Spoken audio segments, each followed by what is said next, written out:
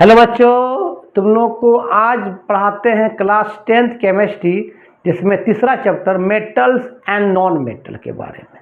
Chapter 1 chapter 2 पढ़ा दिए, chemical reaction and equation पढ़ा दिए, एसिड बेस एंड इट्स पढ़ा दिए। जाके तुम फर्मी क्लासेस में यूट्यूब में टाइप करो, चल जाना प्लेलिस्ट, वहाँ तुमको मिल जाएगा। Acid base and its salt मिल जाएगा, केमिकल रिएक्शंस एंड इक्वेशन मिल जाएगा। आज बात करते हैं मेटल्स एंड नॉन मेटल के बारे में, चैप्टर नंबर 3 है। ठीक है, तो हेडिंग दो मेटल्स एंड नॉन मेटल। ये चैप्टर नंबर 3 बहुत इंपॉर्टेंट चैप्टर है ये और इसके बाद कार्बन एंड इट्स कंपाउंड बहुत ही इंपॉर्टेंट है। चलो तो बात करते हैं मेटल्स, थोड़ा आराम से पढ़ना इसके बारे में। मेटल एंड नॉन मेटल के बारे में, metal and non metal. Periodic table में अभी तक जो है 118 एलिमेंट डिस्कवर हो चुका है। 118 एलिमेंट जो है डिस्कवर हो चुका है, जिसमें से 90 एलिमेंट जो है नेचर में मिलता है। कितना? 90 एलिमेंट ये नेचर में मिलेगा, और ये मिलेगा या तो फ्री स्टेट में रहेगा वो, या वो बंदा क्या रहेगा बताओ, कंबाइन स्टेट में रहेगा। क्या रहेगा? कंबाइन स्टेट में। ठीक है, और रेस्ट ऑफ एलिमेंट जो है, रेस्ट ऑफ एलिमेंट जो है आर्टिफिशियल है, जिसको लैब में हम तैयार किए हैं, आर्टिफिशियल है।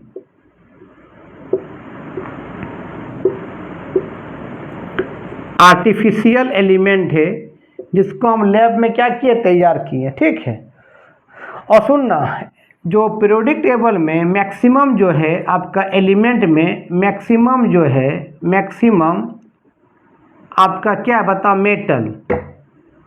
मैक्सिमम क्या? मेटल। आपका मतलब 80% जो होगा क्या होगा, मेटल होगा उसमें, 80%। और कुछ क्या होगा, नॉन मेटल। नॉन मेटल जो है 15% होगा। 15% क्या होगा बताओ, नॉन मेटल होगा। रेस्ट ऑफ क्या होगा, मेटलवाइड होगा। मेटलवाइड, जिसमें आपका मतलब 5% क्या होगा, मेटलवाइड होगा, जिसमें मेटल और नॉन मेटल दोनों का गुण होगा। ठीक है, इसको लिखो।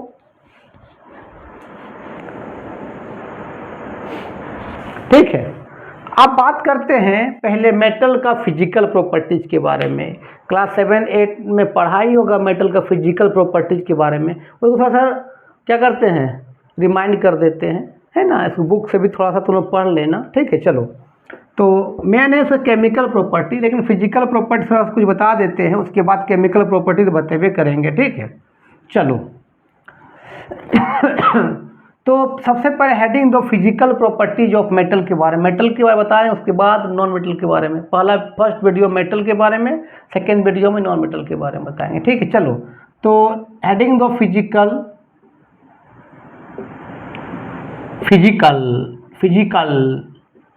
Properties of metal.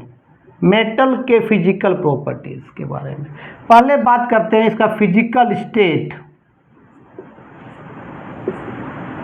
Physical state तुमको मालूम है कि जितने भी मेटल होते हैं रूम टेम्परेचर में आपके सॉलिड के फॉर्म में होते हैं। रूम टेम्परेचर बोला जाए तो 25 डिग्री सेल्सियस को हम बोलते हैं रूम टेम्परेचर। और जितने भी मेटल होते हैं रूम टेम्परेचर में सॉलिड के फॉर्म एग्जिस्ट करते हैं। जितने मेटल होते हैं किस फॉर्म में होते हैं, सॉलिड के फॉर्म में होते हैं। सॉलिड के फॉर्म में एक्सेप्ट मरकरी Hg किस फॉर्म में होता है, लिक्विड के फॉर्म में होता है। हर फिजिकल प्रॉपर्टीज में हर एक जगह एक्सेप्शन मिलेगा। ठीक है, फिर बोला जाता है कि मेटल जो होते हैं उसमें डक्टिलिटी होते हैं और मेलिबिलिटी होते हैं। डक्टिलिटी का मतलब होता है उसको पीट के सीट में कन्वर्ट करना। डक्टिलिटी मतलब होता है उसको पीट के वायर में कन्वर्ट करना, बोलते हैं डक्टिलिटी बोलते हैं। और मेलिबिलिटी का मतलब उसको पीट के सीट में कन्वर्ट करना, बोलते हैं मेलिबिलिटी। और सबसे ज़्यादा डक्टिलिटी और मेलिबिलिटी किसका होता है मालूम है, गोल्ड और सिल्वर का। सबसे ज़्यादा किसका होता है, गोल्ड एंड सिल्वर का। गोल्ड का सिंबल होता है AU, एंड सिल्वर का सिंबल होता है क्या, Hg। इस सब का डक्टिलिटी और मेलेबिलिटी बहुत ज़्यादा होता है। कहा जाता है कि 1 ग्राम गोल्ड को 1 ग्राम ऑफ क्या, Au मतलब गोल्ड, उसको हम 2 किलोमीटर तक वायर में कन्वर्ट कर सकते हैं 1 ग्राम गोल्ड को, और 1 ग्राम सिल्वर को हम 2 मीटर तक वायर में कन्वर्ट कर सकते हैं।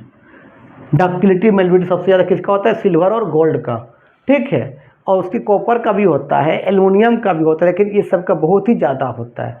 लेकिन एक्सेप्शन यहाँ पर भी आ जाएगा। एक्सेप्शन, सोडियम का डक्टिलिटी मेलेबिलिटी नहीं होता है, पोटासियम का भी डक्टिलिटी मेलेबिलिटी नहीं होता है, कैल्शियम का भी नहीं होता है, यहाँ तक कि मैग्नीशियम का भी नहीं होता है। मैग्नीशियम एक रिबन के फॉर्म में रहता है, पतला सा तार जैसा रहता है। इसको अगर तुम ऐसे करोगे ऐसे तो टूट जाएगा वो। तो डक्टिलिटी मेलेबिलिटी इस सब का नहीं होता है, तो यहाँ भी एक्सेप्शन है, ठीक है। फिर तुम पढ़ा होगा कि मेटल जो होते हैं वो हीट एंड इलेक्ट्रिसिटी के गुड कंडक्टर होते हैं। हीट और इलेक्ट्रिसिटी क्या होता है, गुड कंडक्टर होते हैं। और सबसे ज़्यादा अच्छा हीट एंड इलेक्ट्रिसिटी का कौन कंडक्टर होता है मालूम है, silver. Silver is the best heat and electricity. Silver is the क्या होता है, बेस्ट। सिल्वर जो है Ag जो होता है इज द बेस्ट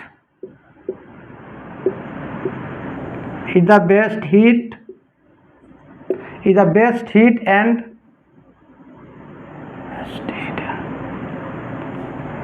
या लिख सकते silver is the good conductor of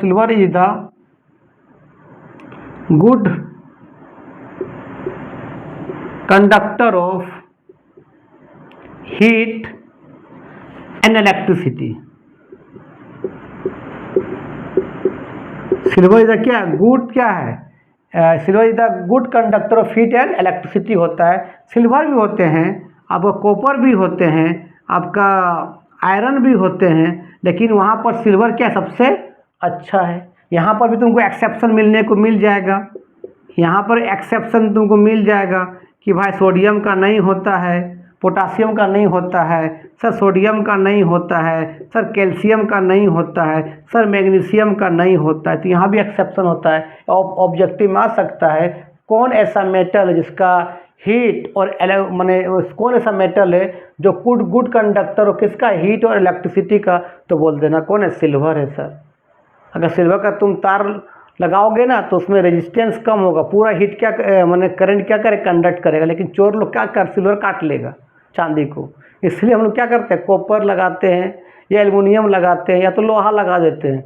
copper लगाओ तो कॉपर भी चोर लोग क्या करे, काट लेगा, ठीक है। वो सब क्या होते हैं, गुड कंडक्टर ऑफ हीट, यानी क्या होता है, इलेक्ट्रिसिटी। लेकिन सबसे ज़्यादा कौन होते हैं, सिल्वर होते हैं, ठीक है। ये तो सब तुम लोगों को मालूम है, क्लास 8-9 में पढ़ा होगा इस सब के बारे में। चलो फिर तुम ये भी पढ़ा होगा कि melting and boiling point, MP मतलब मध्य प्रदेश में पढ़ना रहे, melting point and boiling point. तो मेटल के जो होते हैं जनरली जो मेटल होते हैं, जनरली ऐसा फिजिकल प्रॉपर्टी वाले बुक से भी थोड़ा पढ़ लेना, ठीक है। जनरली जो होता है मेटल के melting point and boiling point क्या होता है, हाई होता है। आपका सबसे ज़्यादा मेल्टिंग एंड बॉइलिंग किसका होता है मालूम है, टंगस्टन का। एक मेटल है टंगस्टन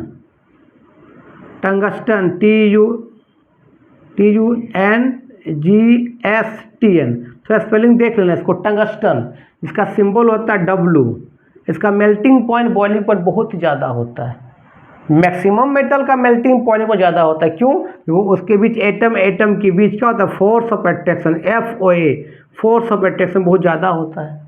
लेकिन कुछ एक्सेप्शन भी हो जाएगा, क्या कि सर सोडियम का मेल्टिंग बॉइलिंग पॉइंट कम होता है, पोटासियम की भी कम होता है। ये दोनों को तो क्या कर, हम लोग नाइफ से काट सकते हैं, चाकू से काट दे सकते हैं इसको, मतलब इसको नाइफ से हम लोग क्या कर सकते हैं, इसको काट सकते हैं, नाइफ से इसको हम लोग कट कर सकते हैं।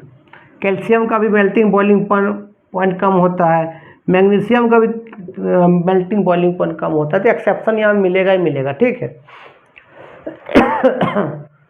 ठीक है, सब तुम पढ़ लेना एक बार बुक में। अच्छा फिर बोला जाता है कि मेटल जो होते हैं उसमें सोनर सिस्टम होते हैं। सोनरस का मतलब उसको पीटोगे तो टन टन आवाज़ करेगा, रिंगिंग साउंड होता है। सभी मेटल नहीं होते हैं। कॉपर को तुम पीटोगे तो आवाज़ करेगा, सिल्वर को पीटोगे तो आवाज़ करेगा, आयरन को पीटोगे तो आवाज़ करेगा, एल्युमिनियम को पीटोगे तो आवाज़ करेगा। लेकिन सोडियम को पीटोगे तो आवाज़ नहीं करेगा, पोटासियम को पीटोगे तो आवाज़ नहीं करेगा, कैल्शियम पीटोगे तो आवाज़ नहीं करेगा, मैग्नीशियम को पीटोगे तो आवाज़ नहीं करेगा। सब में रिंगिंग साउंड नहीं होता, सब में सोनर सिस्टम नहीं होता है। तो यहाँ पर हर एक फिजिकल प्रॉपर्टी कुछ ना कुछ एक्सेप्शन मिलेगा ही मिलेगा। 100% नहीं बोल सकते कि मेटल का डक्टिलिटी होते हैं, मेलेबिलिटी होते, कुछ मेटल होते हैं, कुछ मेटल नहीं होते हैं। कुछ मेटल का मेल्टिंग बॉइलिंग बहुत ज़्यादा होता है, कुछ मेटल का बहुत ही कम होता है। तो एक फिजिकल प्रॉपर्टी में एक्सेप्शन मिलेगा, टेंशन नहीं लेना। चलो, तो ये तुम जान लिया। फिर तुम जानते हो कि मेटल क्या होता है, लस्टर होते हैं, मेटल चमकीला होते हैं, मेटल चमकता है, लस्टर होता है, उसके अंदर शाइनिंग होता है। कॉपर को देखोगे तो पूरा खूबसूरत क्या लगता है, आपका ब्राउन कलर दिखता है कॉपर, है ना। तुम एल्युमिनियम को देखोगे तो एल्युमिनियम भी ग्रे कलर का दिखाई देता है, चमकता है। आपको गोल्ड को देखोगे तो गोल्डन येलो दिखाई देता है, पूरा खूबसूरत लगता है देखने में। तो जनरली मेटल क्या होते हैं, शाइनिंग होते हैं। लेकिन तुम सोडियम को देखोगे ना तो कोई शाइनिंग नहीं होता है, पोटासियम में कोई शाइनिंग नहीं होता है, कैल्शियम में कोई शाइनिंग नहीं होता है, मैग्नीशियम में कोई शाइनिंग नहीं होता है। इस सब में क्या है, आपका शाइनिंग नहीं होता है। तो ये सब तरह फिजिकल प्रॉपर्टीज एक बार बुक में पढ़ लेना, ठीक है। अब जनरली हम बात करें केमिकल प्रॉपर्टीज के बारे में, ठीक है। तो तुमको केमिकल प्रॉपर्टीज में एक चीज़ याद रखना, केमिकल प्रॉपर्टीज ऑफ मेटल में बहुत ही इम्पोर्टेंट चीज़ है। यही सब एग्जाम में आएगा, फिजिकल प्रॉपर्टी बहुत ही कम आएगा, ठीक है। फिर भी ऑब्जेक्टिव में कुछ कुछ दे सकता है, तो पढ़ लेना एक बार बुक से भी। तो केमिकल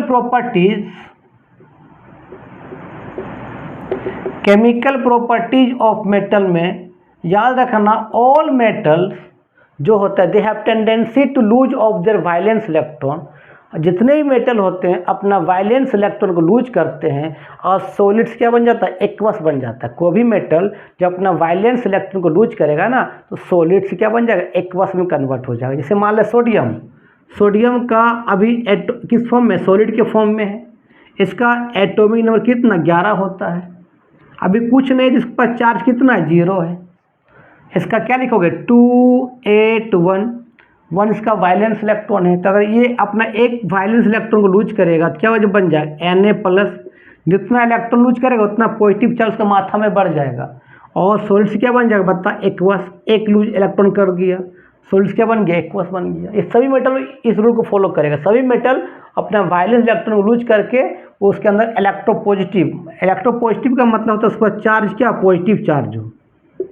इलेक्ट्रोपॉजिटिव इन नेचर मतलब अपना इलेक्ट्रॉन को लूज करके उसके माथा पर क्या हो जाए, पॉजिटिव चार्ज हो। जिस एलिमेंट के माथा पर पॉजिटिव चार्ज होगा समझ रहा हूँ मेटल है, ठीक है। जैसे आपका कैल्शियम किसका, इसका 20 होता है, इसे लिखते हैं 2 फिर 8 कितना 10 हो गया, फिर 8 लिखते हैं 18 फिर 2 इसका क्या है, वायलेंस इलेक्ट्रॉन है। अभी सॉलिड के फॉर्म में होगा, अभी कुछ लूज गेन नहीं किया, इसका चार्ज कितना होगा, 0 होगा। जब ये 2 अपना वायलेंस इलेक्ट्रॉन लूज कर देगा क्या हो जाएगा, कैल्शियम +2 सॉलिड से क्या बन जाएगा, एक्वस। 2 इलेक्ट्रॉन क्या करेगा, लॉस कर देगा। आपका एल्युमिनियम पर भी चार्ज क्या होता है बता, +3 मतलब एल्युमिनियम 3 लूज करता है। आयरन पर जो Fe पर चार्ज कितना होता है, +2 भी होता है और +3 भी होता है। +3 को बोलते हैं फेरिक बोलते हैं और +2 को बोलते हैं फेरस, FeRRO फेरस बोलते हैं। कॉपर भी क्या होता है, +1 होता है, कॉपर में +2 होता है। +2 बोलते हैं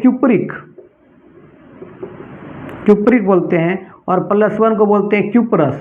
तो जितने भी मेटल होते हैं सब में क्या होता है, पॉजिटिव चार्ज होते हैं। पॉजिटिव चार्ज मतलब अपना वायलेंस इलेक्ट्रॉन को लूज करके वो स्टेबल कंपाउंड में कन्वर्ट हो जाता है, ठीक है, या स्टेबल एलिमेंट में कन्वर्ट हो जाता है वो। मेटल पर हमेशा पॉजिटिव चार्ज, जिस एलिमेंट पर माथा पर देखोगे पॉजिटिव तो वो समझ जाना वो मेटल है, नॉन मेटल नहीं हो सकता है। मेटल हमेशा इलेक्ट्रॉन को क्या करता है, लूज करते हैं और जितना लूज करेगा उतना उसके माथा पर प्लस चार्ज होगा, ठीक है, लिख लो। ये सबसे अच्छा डिफिनेशन है केमिकल प्रॉपर्टी। को पूछेगा बताओ मेटल का डिफिनेशन बता दो, बोलना जितने भी मेटल होते हैं सर रूम टेम्परेचर में सॉलिड के फॉर्म में होते हैं एक्सेप्ट मरकरी। जितने भी मेटल होते हैं अपना वैलेंस इलेक्ट्रॉन को लूज करके वो इलेक्ट्रोपॉजिटिव आयन में कन्वर्ट होता है, मतलब वो कैटायन में क्या हो जाए, कन्वर्ट हो जाना। प्लस का मतलब कैटायन, माइनस का मतलब एनायन होता है। तो यहाँ किस पर होता है, कैटायन पर। प्लस प्लस देखो ना, plus plus plus plus plus, ठीक है, लिख लो। चलो नेक्स्ट बात करते हैं इसका रिएक्शंस के बारे में। तो मेटल का रिएक्शंस बात करते हैं तो तुमको मालूम है मेटल कुछ रिएक्टिव होते हैं, कुछ लेस रिएक्टिव होते हैं। तुमको मालूम है कि रिएक्टिविटी सीरीज तुम पढ़ा होगा मेटल का, रिएक्टिविटी सीरीज ऑफ मेटल। तो इसको याद कर लेना, काम आएगा। रिएक्टिविटी सीरीज ऑफ मेटल, सबसे ज़्यादा रिएक्टिव कौन मालूम है, पोटासियम। नीचे आएगा तो रिएक्टिविटी घटते जाता है। पोटासियम के बाद कौन होता है मालूम है, सोडियम। फिर क्या होता है, कैल्शियम। फिर मैग्नीशियम होता है। फिर एल्युमिनियम होता है। फिर कौन होता है, एल्युमिनियम बाद वो जिंक होता है। जिंक के बाद आयरन होता है। एसएन का मतलब टीन होता है। उसके बाद पीबी होता है। पीबी के नीचे कौन होता है, हाइड्रोजन। और हाइड्रोजन नीचे कौन होता है मालूम है, कॉपर। कॉपर नीचे कौन होता है मालूम है, मरकरी। मरकरी नीचे कौन होता है, सिल्वर। सिल्वर नीचे कौन होता है, गोल्ड, एयू।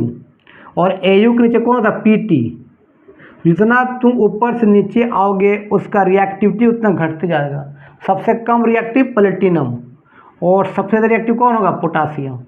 और रिएक्टिविटी सीरीज ऑफ मेटल में एक हाइड्रोजन ही है जो क्या है, नॉन मेटल है, नॉन मेटल। और सब बाकी क्या है, मेटल है। हाइड्रोजन के ऊपर रिएक्टिव एलिमेंट, हाइड्रोजन के नीचे लेस रिएक्टिव एलिमेंट। चलो तो अब बात करते हैं हम केमिकल रिएक्शंस विथ क्या, ऑक्सीजन। मेटल का किसे करते रिएक्शन, ऑक्सीजन के साथ। तो लिखो reaction with oxygen, reaction with oxygen, oxygen से रिएक्शन करवाते हैं। तो कोई रिएक्टिव मेटल जो होते हैं तुरंत ऑक्सीजन से रिएक्शन कर जाएगा, विग्रस रिएक्शन कर जाएगा। धूप पर रखेंगे पूरा गर्म हो जाएगा, आग निकलने लगेगा। जैसे सोडियम, पोटासियम। पोटासियम किस फॉर्म में, सॉलिड के फॉर्म में। धूप में छोड़ दोगे सिंपली तो क्या बन जाएगा, वो पोटासियम ऑक्साइड बन जाएगा। और साथ में हीट क्या करेगा, लॉस करेगा। प्रोडक्ट तरफ प्लस हीट लिखा रहेगा ना, उसका मतलब होता है एक्सोथर्मिक रिएक्शंस। मतलब क्या करेगा, अपने आप हीट क्या करेगा, रिलीज कर देगा ये। जैसे सोडियम, सोडियम को अगर तुम क्या करोगे, धूप में छोड़ दोगे तुरंत क्या बन जाएगा बताओ, सोडियम ऑक्साइड। और यहाँ क्या करेगा, हीट क्या करेगा, रिलीज कर देगा। मतलब हीट रिलीज कर देगा मतलब क्या, एक्सोथर्मिक है। अगर प्रोडक्ट तरफ प्लस हीट लिखा रहे मतलब हीट लॉस कर रहा है, ठीक है। लेकिन अगर कैल्शियम को अगर तुम जलाओगे थोड़ा सा हीट देना पड़ेगा, तभी वो आपका कैल्शियम ऑक्साइड में कन्वर्ट होगा। अगर मैग्नीशियम को भी तुम जलाओगे तो इसको जलाना पड़ता है, हीट देना पड़ता है, तब मैग्नीशियम जलेगा और आपका मैग्नीशियम ऑक्साइड में कन्वर्ट होता है। और इसका जो कैसा फ्लेम होता है तुमको मालूम, जलाया होगा लैब में, वाइट फ्लेम होता है, वाइट जलता है, ठीक है। तो जैसे जैसे रिएक्टिविटी घटेगा तुमको हीट देना पड़ेगा, ठीक है। जैसे तुम अगर मान लेते हैं एल्युमिनियम को, एल्युमिनियम किस फॉर्म में, सॉलिड के फॉर्म में। इसको तुमको एल्युमिनियम ऑक्साइड बनाना है ना, जलाना है, तो बहुत पर लॉन्ग टाइम बहुत स्ट्रांगली हीट देना पड़ेगा, बहुत स्ट्रांगली हीट करना पड़ेगा, तभी वो आपका एल्युमिनियम ऑक्साइड में कन्वर्ट होगा, Al2O3। क्यों हुआ Al2O3, तुमको मालूम है कि सर एल्युमिनियम वैलेंसी 3 होता है, ऑक्सीजन का 2 होता है, क्या बन जाएगा, Al2O3 बन जाएगा। या सोडियम ऑक्साइड कैसे बना, जानता है कि सोडियम का वैलेंसी 1 होता है, ऑक्सीजन का 2 होता है, क्लास 9 में पढ़ा होगा, क्या बन जाएगा बताओ, Na2O बन जाएगा, ठीक है। उसी तरह तुम आयरन को भी तुम अगर आयरन ऑक्साइड में कन्वर्ट करना चाहते हो तो स्ट्रांगली हीट करना पड़ेगा, पर लॉन्ग टाइम, बहुत लंबे टाइम तक हीट करना पड़ेगा, तभी वो आयरन ऑक्साइड में कन्वर्ट होगा। अगर मान ली Fe है सॉलिड फॉर्म में, तुमको ऑक्सीजन से कंबसन करना है, कोई भी रिएक्शन को ऑक्सीजन से रिएक्शन करना उसको बोलते हैं कंबसन रिएक्शन, ठीक है। स्ट्रांगली हीट करना पड़ेगा पर लॉन्ग टाइम, बहुत लंबे टाइम तक पर लॉन्ग टाइम क्या करना पड़ेगा, स्ट्रॉन्ग हीट करना पड़ेगा, स्ट्रॉन्ग हीट करना पड़ेगा, तभी बनता है Fe2O3 बनता है। सॉरी, आपको क्या बन सुनना, ये बनेगा FeO भी बन सकता है या तो Fe2O3 बन सकता है। FeO कब बनेगा, जब आयरन का वैलेंसी 2 है और ऑक्सीजन कितना 2, ये कट जाएगा तो क्या बनेगा बता, FeO बनेगा, क्योंकि आयरन का वैलेंसी 2 भी होता है और 3 भी होता है। अगर आयरन का वैलेंसी 3 हो और ऑक्सीजन का 2 तो क्या बनेगा बता, तो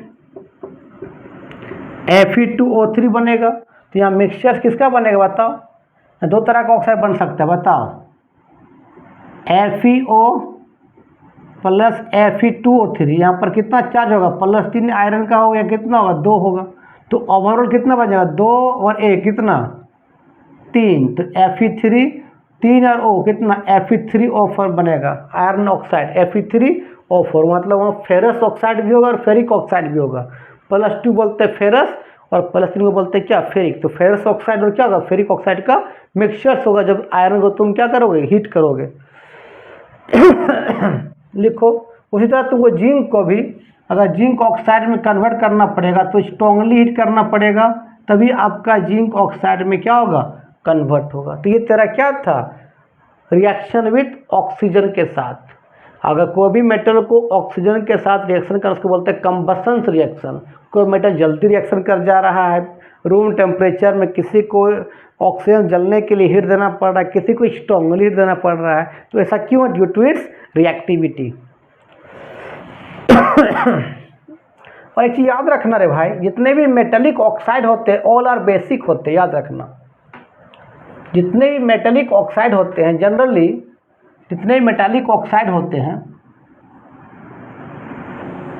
जितने भी मेटालिक ऑक्साइड होते हैं जनरली वो क्या होते हैं, बेसिक इन नेचर होते हैं। बेसिक इन क्या होते हैं बता, बेसिक इन क्या होते हैं, नेचर होते हैं, ठीक है। लेकिन आपका जिंक ऑक्साइड एक्सेप्शन है और एल्युमिनियम ऑक्साइड एम्फोटेरिक होते हैं। ना ये बेसिक है ना एसिडिक है, ये न्यूट्रल है, एम्फोटेरिक इन नेचर होते हैं, एम्फोटेरिक इन नेचर। तो पूछ सकता है कौन सा मेटल जो है एम्फोटेरिक होता है, जिंक ऑक्साइड और एल्युमिनियम ऑक्साइड। बाकी आपका sodium oxide, potassium oxide, calcium oxide, magnesium oxide all are क्या होते हैं बता, बेसिक इन नेचर के होते हैं, ठीक है। लिख लो इसको भी, MgO अच्छा से लिखो, MgO, ठीक है। चलो अब दूसरा केमिकल रिएक्शन पढ़ते हैं, नंबर 2, रिएक्शन विथ वाटर। तो रिएक्टिव मेटल ठंडा पानी रिएक्शन कर जाएगा, लेस रिएक्टिव मेटल को स्टीम लगाना पड़ेगा। तो अगर मान ले सोडियम को, ध्यान, रिएक्टिव मेटल मान सोडियम है या पोटासियम, सिंपली तुम वाटर से रिएक्शन कर दोगे, ठंडा पानी, पूरा ठंडा पानी, कोल्ड वाटर से रिएक्शन हो जाएगा और क्या बनाएगा, सोडियम हाइड्रोक्साइड बेस बनाएगा और साथ में H2 गैस बाहर निकलेगा। तो रिएक्टिव मेटल को जब पानी से रिएक्शन करेंगे तो बेस और हाइड्रोजन गैस बनाएगा, लेकिन जो लेस रिएक्टिव मेटल है उसको जब स्टीम लगाना पड़ेगा और उस समय बेस ने बनाता है मेटल ऑक्साइड, यहाँ बनाएगा मेटल हाइड्रोक्साइड बनाएगा। रिएक्टिव मेटल जब वाटर रिएक्शन करेगा तो बनाएगा मेटल हाइड्रोक्साइड और प्लस H2 गैस बाहर निकलेगा। लेकिन लेस रिएक्टिव मेटल को जब हम पानी से रिएक्शन करेंगे ना तो मेटल ऑक्साइड बनाएगा और साथ में हाइड्रोजन गैस बाहर निकलेगा, वो हाइड्रोक्साइड नहीं बनाएगा। जैसे सोडियम बनाता है हाइड्रोक्साइड, पोटासियम को भी तुम ठंडा पानी से रिएक्शन करवा दोगे कोल्ड वाटर से, तो ये क्या बनाएगा बताओ, पोटासियम हाइड्रोक्साइड बनाएगा, H2 गैस क्या करे, लिबरेट करेगा। और तुमको मालूम है H2 गैस कैसा साउंड होता है बताओ, पॉप साउंड, पुट पुट क्या करेगा, आवाज़ करेगा। तुम कर सकते हो लैब में कि एक टेस्ट ट्यूब लेना, टेस्ट ट्यूब लेने के बाद क्या करो, यहाँ पर ठंडा पानी ले लो, कोल्ड वाटर, और कोल्ड वाटर लेने के बाद क्या करो, एक सोडियम यहाँ डाल दो टुकड़ा, और बहुत विगरस रिएक्शन होगा, पूरा एकदम आग निकलने लगेगा, धुआं और आग बाहर निकलने लगेगा। और एक माचिस को ऐसे जला के यहाँ रखना तो आवाज़ करेगा, पॉप पुट पुट आवाज़ करेगा, मतलब हाइड्रोजन गैस क्या करो वहाँ से बाहर निकल रहा है, ठीक है। कर लेना लैब में, ठीक है। चलो तो और जैसे जैसे रिएक्टिविटी घटेगा तो वहाँ हाइड्रोक्साइड ने क्या बनेगा, ऑक्साइड बनेगा। अच्छा, कैल्शियम को भी अगर हम लोग हॉट वाटर, ठंडा पानी नहीं, वाटर क्या रहेगा, वार्म वाटर रहेगा, अगर तुम रिएक्शन करवाओगे ना तो बनेगा कैल्शियम हाइड्रोक्साइड बनेगा, प्लस हाइड्रोजन गैस बाहर निकलेगा। कैल्शियम हाइड्रोक्साइड को हम बोलते हैं स्लेक्ट लाइम बोलते हैं, स्लेक्ट लाइम बोलते हैं या इसको लाइम वाटर भी बोलते हैं, लाइम वाटर, ठीक है। उस तरह मैग्नीशियम को भी पानी से रिएक्शन हो जाएगा, लेकिन ठंडा पानी से नहीं, वार्म वाटर से, वार्म वाटर रिएक्शन करना पड़ेगा, तभी क्या बनेगा, ये भी बनाएगा क्या, मैग्नीशियम हाइड्रोक्साइड बनाएगा और साथ में H2 गैस निकालेगा। लेकिन इसको छोड़ के, ये सब मेटल को छोड़ के कोई मेटल आ जाएगा तो स्टीम से रिएक्शन करेगा, और वहाँ हाइड्रोक्साइड नहीं हो बनाएगा, मेटल ऑक्साइड बनाएगा। जैसे मान लेते हैं एल्युमिनियम को ही, अब तुम अब वाटर क्या लेना पड़ेगा, स्टीम फॉर्म लेना पड़ेगा, तब ये अब हाइड्रोक्साइड नहीं बनाएगा, ये बनाएगा ऑक्साइड, एल्युमिनियम ऑक्साइड, क्योंकि रिएक्टिविटी घट गया। यही 1 2 3 4 बनाता है हाइड्रोक्साइड, बाकी क्या बनाता है, मेटल ऑक्साइड बनाता है। तो एल्युमिनियम क्या बनाएगा बता, एल्युमिनियम ऑक्साइड बनाएगा और वहाँ से क्या होगा, H2 गैस बाहर निकलेगा। उसी तरह अगर मान ले तुमको आयरन को करना पड़ेगा वाटर से रिएक्शन, तो वाटर से नहीं करेगा, एकदम स्टीम से करना पड़ेगा और पर लॉन्ग टाइम हीट करना पड़ेगा। अगर आयरन सॉलिड के फॉर्म में है, अगर तुम वाटर का क्या लेना पड़ेगा, स्टीम फॉर्म लेना पड़ेगा, ठीक है। और पर लॉन्ग टाइम क्या करना पड़ेगा, हीट करना पड़ेगा, तभी क्या बनेगा, बेस नहीं बनाएगा, हाइड्रोक्साइड नहीं बनाएगा, ये बनाएगा आयरन ऑक्साइड बनाएगा। तो बनाएगा क्या बताओ, Fe3O4 बनाएगा और वहाँ से H2 गैस बाहर निकलेगा। मतलब यहाँ पर कौन कौन चीज़ बनाएगा, ये FeO और क्या बनाएगा, Fe2O3 बनाएगा, मैंने +2 और क्या बनाएगा +3, मतलब फेरस ऑक्साइड और फेरिक ऑक्साइड बनेगा। इसी का मिक्सचर क्या बोलते हैं, Fe3O4 बोलते हैं। जिंक को भी तुम वाटर से रिएक्शन करवाओगे ना, तो तुमको क्या करना पड़ेगा, स्टीम लेना पड़ेगा, स्टीम वाटर वेपर लेना पड़ेगा, और बहुत लंबे समय तक क्या करना पड़ेगा, तुमको हीट करना पड़ेगा। तो जिंक ऑक्साइड प्लस क्या बनाएगा, H2 बनाएगा, लिख लो। तो लेस रिएक्टिव क्या बनाता है, मेटल ऑक्साइड, रिएक्टिव क्या बनाता है आपका, मेटल हाइड्रो ऑक्साइड। सुनना, कौन कौन बनाता है हाइड्रो ऑक्साइड, कौन कौन बनाता है ऑक्साइड, वो लिख देते हैं ताकि तुम लोग को प्रॉब्लम नहीं हो रे बाबू। तो याद रखना कि पोटासियम, सोडियम, कैल्शियम, मैग्नीशियम अगर पानी से रिएक्शन करेगा ना तो बनाएगा मेटल हाइड्रो ऑक्साइड बनाएगा, मेटल हाइड्रोक्साइड, और साथ में H2 गैस बाहर निकालेगा, ठीक है। लेकिन तेरा जिंक, एल्युमिनियम, आयरन, कॉपर भी, इसको क्या करना पड़ेगा, वाटर का क्या लेना पड़ेगा, वेपर फॉर्म, स्टीम फॉर्म, और बहुत लंबे समय तक क्या करना पड़ेगा, हीट करना पड़ेगा। तो ये सब बनाएगा मेटल ऑक्साइड, और क्या करेगा, H2 गैस क्या करेगा, बाहर निकालेगा, ठीक है। समझ में तुम लोग को आ रहा है ना। चलो उसके बाद लिखते हैं तीसरा,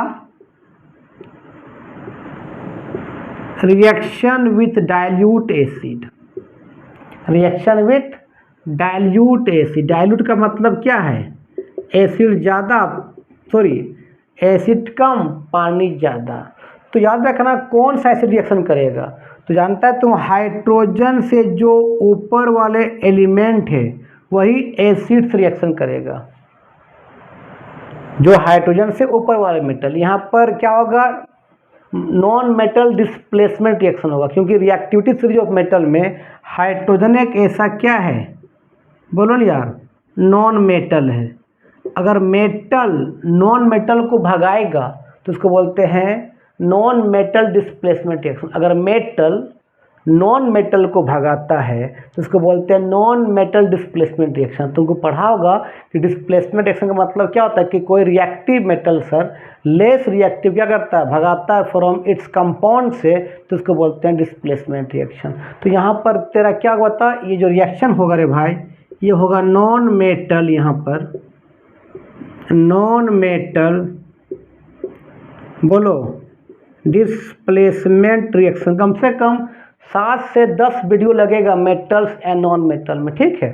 तो नॉन मेटल डिस्प्लेसमेंट रिएक्शन जो होगा कौन करेगा, हाइड्रोजन से ऊपर वाले मेटल। जैसे मान लेते हैं हमने लिया सल्फ्यूरिक एसिड किस फॉर्म में, डाइल्यूट के फॉर्म में। याद रखना ये सब एसिड बहुत स्ट्रॉन्ग एसिड होते हैं, कौन, H2SO4, HCl और नाइट्रिक एसिड, इसको मिनरल एसिड ही बोलते हैं। तो इसको हमेशा डाइल्यूट यूज करना, कॉन्क यूज मत करना। चलो कॉन्क मतलब डाइल्यूट का मतलब एसिड कम पानी ज़्यादा, कॉन्क का मतलब कॉन्क मतलब कंसनट्रेट, पानी कम एसिड ज़्यादा, ठीक है। तो इसको अगर सोडियम से रिएक्शन कर देंगे भाई तो सोडियम क्या हाइड्रोजन से ऊपर है, तो सोडियम क्या करेगा, H को रिप्लेस करेगा। तो मेटल जब हाइड्रोजन को रिप्लेस करेगा, यहाँ नॉन मेटल सिर्फ कौन होगा, हाइड्रोजन होगा। तो जब मेटल हाइड्रोजन को रिप्लेस करेगा तो उसको बोलते हैं नॉन मेटल डिस्प्लेसमेंट रिएक्शन। तो क्या बनेगा, सोडियम का वैलेंसी 1 होता है, सल्फेट का 2 होता है, तो क्या बन जाएगा मालूम है, Na2SO4 ये सॉल्ट बन जाएगा और वहाँ से H2 गैस क्या होगा, उड़ जाएगा, ख़त्म, निकल जाएगा। अगर हम ले लेंगे HCl किस फॉर्म, बताओ ना यार, डाइल्यूट के फॉर्म में लिया हमने, ले लिया क्या बताओ, पोटासियम ले लिया। तो पोटासियम रिएक्टिव है, हाइड्रोजन क्या लेस रिएक्टिव है, तो reactive metal less reactive non metal को भगाएगा। क्या बोलेंगे, नॉन मेटल डिस्प्लेसमेंट रिएक्शन बोलेंगे। तो क्या बन बता, KCl और H2 गैस क्या होगा, यहाँ से बाहर निकले, बैलेंस कर दो, H2 को यहाँ Ha को 2 लगा दो, H2 2H हो गया, Cl2 Cl1 यहाँ 2 लगा दो, यहाँ भी 2 लगा दो, बैलेंस हो गया। बैलेंस तुम लोग कर सकते हो ना यार। चलो और रिएक्शन दिखा सकते हैं, दिखाओ ना, रिएक्शन दिखाने का बहुत है। अगर मान लेते हैं हम आपका सल्फ्यूरिक एसिड का डाइल्यूट फॉर्म लेना, हमेशा डाइल्यूट लेंगे और हमने ले लिया मान लिया कैल्शियम, तो कैल्शियम क्या करेगा, H को हटा देगा क्योंकि कैल्शियम जो हाइड्रोजन से ऊपर है। तो क्या बन जाएगा बता, कैल्शियम सल्फेट बन जाएगा CaSO4 प्लस H2 गैस क्या हो जाएगा बता, वहाँ से उड़ जाएगा, ठीक है। अगर मान लेते हैं ले लो हाइड्रोक्लोरिक एसिड किस फॉर्म में बताओ, डाइल्यूट के फॉर्म में हमने ले लिया क्या बताओ, मैग्नीशियम ले लिया। तो क्या करेगा, मैग्नीशियम क्या हाइड्रोजन से ऊपर है, H को भगा देगा, क्या बन जाएगा, मैग्नीशियम वैलेंसी 2 होता है, Cl का 1 होता है, क्या बन जाएगा बता, तो ये बन जाएगा क्या बताओ, MgCl। तो देखो ना, मैग्नीशियम वैलेंसी 2 Cl का 1, क्या बनना है, MgCl2 प्लस H2 गैस बाहर निकल जाएगा, बैलेंस कर लेना, ठीक है, ठीक है। अब सुनो एक चीज़ याद रखना, अभी हमने HCl के साथ रिएक्शन करवा दिया, H2SO4 के साथ रिएक्शन करवा दिया, लेकिन नाइट्रिक एसिड के साथ जब मेटल को रिएक्शन करते हैं ना तो सॉल्ट के साथ सॉल्ट बनाता है और H2 की जगह क्या बनाता है, H2 बना देता है। ऐसा क्यों, देखो ये एक्सेप्शन आ गया। अगर मान लिया हमने ले लिया ये HNO3 ले लिया, ये भी डाइल्यूट के फॉर्म में लिया है। अगर हमने लगा दिया रे भाई सोडियम, तो सॉल्ट तो बनाएगा, सोडियम का वैलेंसी कितना होता है 1 और नाइट्रेट का वैलेंसी भी होता है 1, तो क्या बनेगा बताओ, सोडियम नाइट्रेट बनेगा और जहाँ H2 बनना था वहाँ क्या बना देगा, H2O बना देगा, हाइड्रोजन की जगह क्या बना देगा, वाटर बना देगा। ऐसा क्यों मालूम है, क्योंकि nitric acid is very strong oxidising agent, is very strong, क्या होता है बताओ यार, ऑक्सीडाइजिंग एजेंट होता है। ये बंदा क्या कर देगा, सुनना, जब नाइट्रिक एसिड रहेगा ना, ये टूटता है किस में बताओ, H2O प्लस NO2 और साथ में क्या निकलता है, नेसेंट ऑक्सीजन। क्या निकलता है, नेसेंट का मतलब होता है कि ऑक्सीजन एटम के फॉर्म में रहेगा, नेसेंट ऑक्सीजन, नेसेंट ऑक्सीजन। और जब ऑक्सीजन जब एटम के फॉर्म में रहता है उसको लिखते हैं स्क्वायर ब्रैकेट के अंदर, और बहुत रिएक्टिव होता है। तो ये नेसेंट ऑक्सीजन जब नाइट्रिक एसिड अगर रिएक्शन किया इसके साथ, सुनना, सोडियम के साथ रिएक्शन किया तो क्या किया कि ये तो सोडियम नाइट्रेट बनाया ही बनाया, जो H2 बन रहा था वो ये क्या दे दिया, यहाँ से क्या दे दिया बता, नेसेंट ऑक्सीजन दे दिया। वो नेसेंट ऑक्सीजन H2 आपस में कंबाइन करके क्या बन जाता है बताओ, H2O बन जाता है। यही बदमाशी कर रहा है, क्यों, ये बहुत स्ट्रॉन्ग ऑक्सीडाइजिंग एजेंट है। इसलिए कोई भी मेटल से हम नाइट्रिक एसिड को रिएक्शन करवाएंगे ना तो सॉल्ट के साथ H2 की जगह क्या कर देता है, H2O दे देता है। क्यों कि ये क्या छोड़ देता है, नेसेंट ऑक्सीजन, और वो नेसेंट ऑक्सीजन और H2 रिएक्शन करके क्या बन जाता है, H2O बन जाता है। तो प्रॉब्लम आ रही थी। लेकिन दो ऐसे मेटल है एक्सेप्शन, आपका मैग्नीशियम और मैग्नीज। तो मैग्नीशियम और मैग्नीज जब नाइट्रिक एसिड को बहुत डाइल्यूट कर देंगे उस समय वो सॉल्ट और H2O दे देता है। एक्सेप्शन है, तो एक्सेप्शन में थोड़ा लिख लो, काम आएगा, पूछ देगा कौन कौन ऐसा मेटल जब नाइट्रिक एसिड रिएक्शन करके सॉल्ट और H2 देता है। तो कौन कौन है रे भाई, magnesium Mg and manganese Mn। अगर इसको रिएक्शन करवाते हैं नाइट्रिक एसिड के साथ तो नाइट्रिक एसिड को इज़ वेरी डाइल्यूट करना पड़ेगा, बहुत ज़्यादा डाइल्यूट करना पड़ेगा, एक्वस के फॉर्म में बहुत डाइल्यूट करना पड़ेगा। तब अगर मैग्नीशियम से रिएक्शन करवा देंगे तो ये क्या बनाएगा, सॉल्ट तो बनाएगा ही बनाएगा। मैग्नीशियम का वैलेंसी 2 होता है और नाइट्रेट का वैलेंसी NO3 का वैलेंसी 1 होता है। तो क्या बन जाएगा, मैग्नीशियम नाइट्रेट। हम भी थक गए हैं, ठीक है, तो ये बन जाएगा मैग्नीशियम नाइट्रेट बन जाएगा, और तब ये क्या बनाएगा, H2 गैस निकालेगा। तो कौन कौन वो होता है, मैग्नीज और मैग्नीशियम। बाकी मेटल के साथ नाइट्रिक एसिड सॉल्ट के साथ H2 की जगह क्या करता है, H2O दे देता है। लिख लो, चलो बिठा दें, चलो। अच्छा, एक होता है एक्वा रेजिया। क्या होता है, कोई पूछ सकता है कि एक्वा रेजिया कौन कौन एसिड से मिल के बना होता है, एक्वा रेजिया। बस वीडियो समाप्त करने वाले हैं, उसके बाद नेक्स्ट वीडियो बता देंगे नॉन मेटल के बारे में। चलो, तो एक्वा रेजिया क्या होता है, एक्वा रेजिया कुछ नहीं है, दो एसिड का मिक्सचर से, किसका मालूम है, concentrated nitric acid plus concentrated HCl का सॉल्यूशन को क्या बोलते हैं बताओ, एक्वा रेजिया बोलते हैं। ये हाईली कोरोसिव होता है, हाईली, अगर हाथ उथ में लग गया बाबू तो हाथ का चमड़ा सब छिल जाएगा। बहुत स्ट्रॉन्ग एसिड होते हैं, हाईली कोरोसिव होते हैं।